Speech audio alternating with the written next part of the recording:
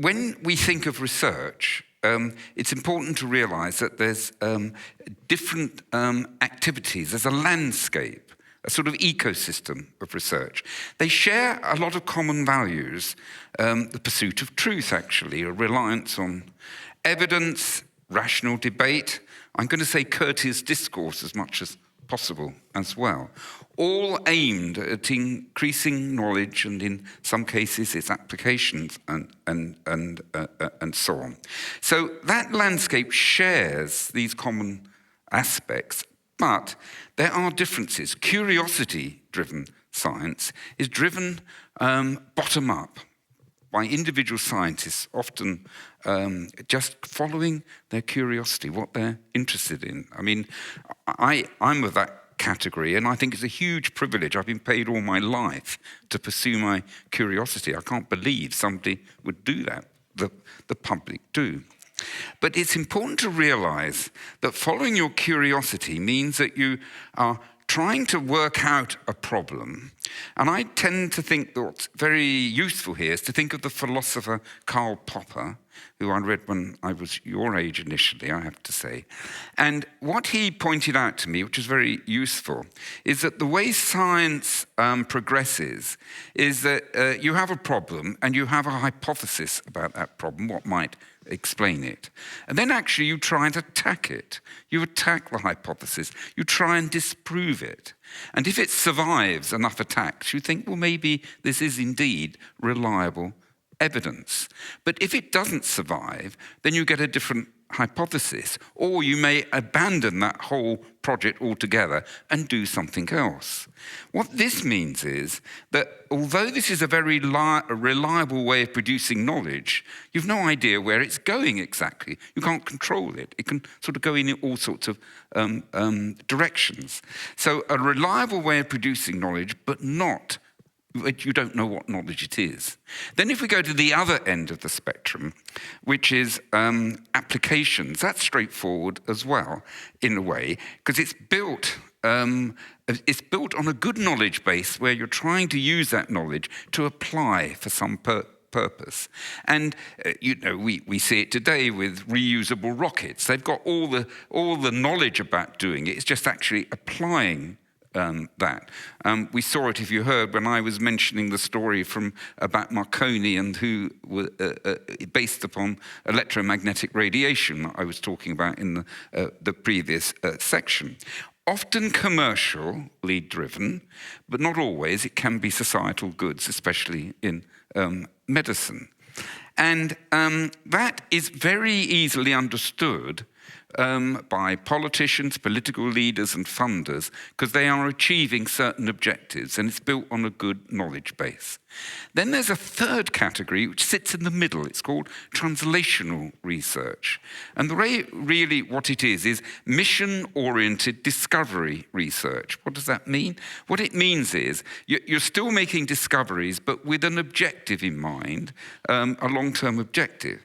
Now, the danger with it is it's not really so subject to the Karl Popper test, because you're trying to achieve something. And there is a danger you don't correct what you're doing because your motivation is achievement a certain end, whereas the discovery science is trying to understand something and changing, as I've already said, the ideas and hypotheses. So it weakens the Popper approach. And the problem we have there, in my view, is that people go on too long trying to achieve something which is probably non-achievable. So that was my sort of summary of the landscape. Now, you, early on in your careers, what do you think of that? Where are you located with it? I mean, what would be your response? And I'm going to start with you. Well, I think that where I'm at right now is probably looking at either the base that you were talking about. Yep. Because it feels easier to sort of like maybe figure out an hypothesis and then work towards that. But I also see that it could be a lot more interesting to go on the translational research, since I mean, if you find a very interesting topic to research and you want to apply that in the clinical day, sort of, that could also be something that I would find meaningful as a student, at least, because that's usually where I'm at every day when I'm studying or have clinical rotations, etc. And I want to make the well, sort of every patient better, you know. Well, to be honest, I mean, biomedicine sits firmly in the translational territory. I mean, it builds on discovery, like the structure of DNA and molecular biology, with the intention of getting good patient outcome. So it really does sit there. My concern is only how do we make that work more effectively? Because you're trying to achieve something that maybe isn't achievable, of course. Any thoughts? Well, I was actually about the achievement too. And since I'm a business and economics student, yeah. So I was actually thinking about it, like when we want to achieve something, or when we have scientists that actually are concentrate on achieving something big for the whole world. But we have a main problem here, and the problem is both capital and stakeholders. And the thing is, we learned it from the very beginning that systems are often built on lower cost and maximize profit. Yeah. But however, I personally think that maybe science and all essential things aren't just numbers and aren't just profit. But this is my opinion, not a stakeholder. Well, let's explore that. I mean, is there another way you think of doing it? I mean, you're quite right. The pharmaceutical industry, its objective is to maximize profit for its shareholders. How would you deal with it? Well, I think that maybe a better connection between both me and scientists and also government. So it can just be solved from one side, because in order to achieve something bigger, we need collaboration. And doing that alone is really, I believe, is frustrating, and it's going to be stopped at a certain point.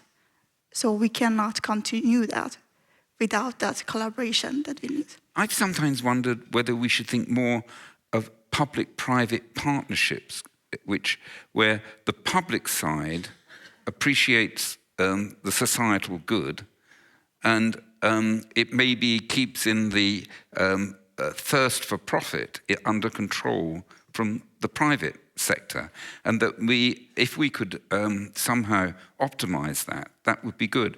In the UK, we have the National Health Service, for example, which is a publicly funded institution, which is an amazing source for clinical trials and so on, hardly used for that. But if we could get the links there, maybe that could be a way forward between commerce and the public that you're talking about. Yeah, maybe for fairer word. Well, we have countries that already are at a good point, but we also have countries that are struggling for basic science. And how we can achieve this, though? Like, if we want to invest in those countries, we're also going to have problem.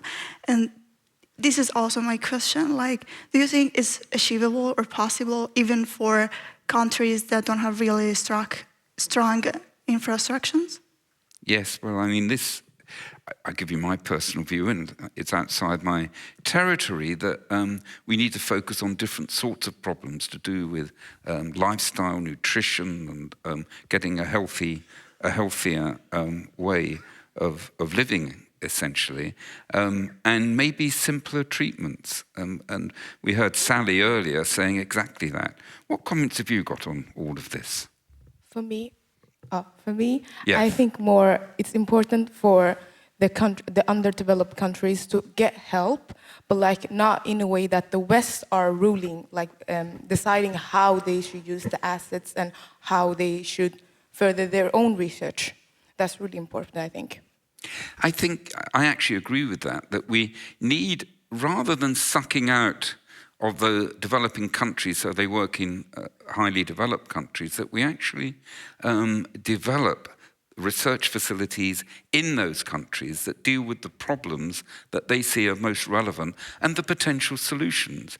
I always remember when I was working in America, we tried establishing laboratories in Africa, And we couldn't cope with the fact, that electricity was off 8 hours a day. I mean, it just didn't fit with the way we operate. It has to reflect the circumstances that you're operating in. Have you yourself had experience of that in developing countries? No. Have any of you worked there? I wondered. No. Yeah. Okay, where else can we go with this? We talked a little bit in the previous section on the balance between all of these things. I don't know if you've got any observations on that, because I found it difficult to deal with.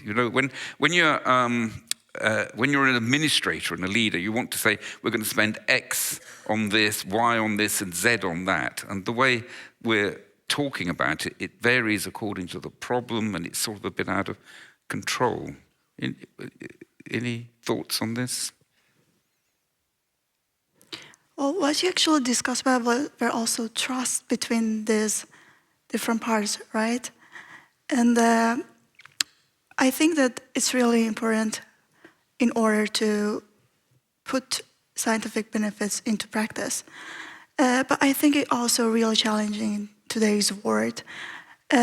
Maybe the lack of trust is one of the main issues here. Mm-hmm. So how we can solve this? I mean, I know it's really a broad question, but I'm really curious to know your vision. What really comes to your mind when you're thinking about this issue? Yes. Now, we're near the end. You've got an opportunity now. You've got an audience. It's all recorded. What do you want to say about anything with any of this? And you've got 1 minute to say it. I have more of a question for you. Yeah. As a young scientist, it's hard to balance between, and I'm a medical student, it's hard to when you're doing research, it's hard to balance following your curiosity, but also coming up with something that actually is useful and helpful in the medical field. For you personally? For me personally. How do you think? How should I, as a young scientist, think about that? I sometimes think people who are good at the curiosity are not always so good at the application. So you have to consider that. Some people are. But recognizing that curiosity discovers, and maybe if you've discovered something, you then move in trying to get that into an application mode. And there are ways in which you can do that, both commercially and working in a sort of biomedical healthcare delivery system. So I think there are ways of doing it, but I wouldn't say it's simple, I have to say. Yes, what question or what do you want to say? I'm going around all three of you. 1 minute. Well, it was actually the same thing for me. Same question? Yeah. Am I to give the same answer or a different answer this time? No, it's fine. I've had a lot of experience of training students who have come to a discovery lab with me and then actually have moved in the direction of applications of the public good. Probably half the people I have trained moved on to a more application side or in servicing the biomedical industry. So I do think it is possible.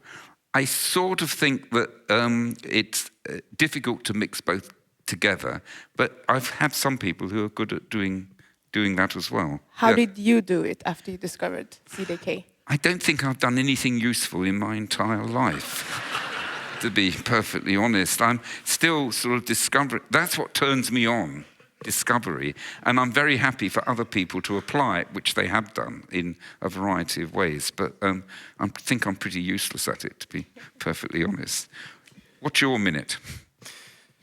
Oh, that's a great question. But actually, it's no question at all. If you no, okay. But I mean, how do you think that we should prioritize? Because I mean, we have a million questions when it comes to research and things that you should do for humanity and the global health and all. But how would you say that we should prioritize? I mean, what questions are important? Because it's also very relative compared to where you are in the world. I'll give you a sort of answer. I think one should prioritize on where you can make the most progress. Now, that sounds callous, you know, because there are big problems you wouldn't fall under that category. But I'm old enough to remember what was called the war against cancer in the 1970s, and it achieved very little because it was a public, something people wanted to achieve, but we had no way to do it. Now we do, and so it's appropriate. So I think the problems that we should think about, not to exclusion of everything else, are ones where we can really make a difference with the knowledge base that we've got. Okay, thank you very much for your questions. Thank you. Very, very good. I think we go.